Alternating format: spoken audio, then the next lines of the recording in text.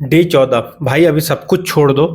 Day कौन सा चल रहा है, ये न्यूज मेरे सामने है भाई। अगर ये हो गया ना तो मतलब from the IT background I can tell you कि ये बहुत भयंकर डिस्ट्रप्शन लाएगा इंडियन इकोनॉमी पे, क्योंकि इंडियन इकोनॉमी में बहुत बड़ा चंक आता है यूएस में आईटी एक्सपोर्ट की वजह से।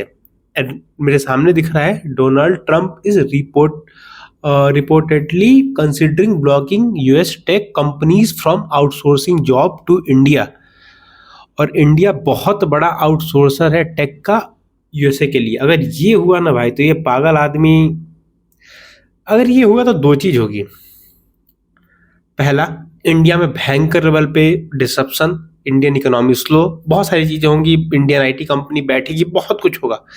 बट दूसरा ये मैं आपको बता सकता हूँ लिख के ना, कि अगले चाइना हम होंगे अगर ये हो गया तो, क्योंकि फिर इंडिया को मजबूर कर दिया जाएगा उसकी औकात पे आने के लिए।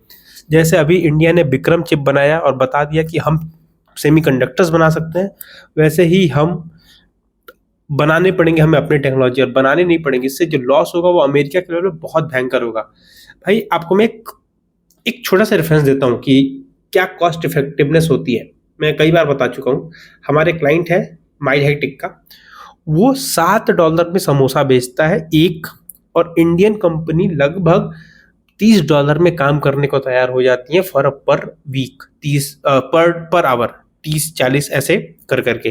तुम समझ रहे हो, $30 मतलब टेक्निकली 3-4 समोसा के बराबर।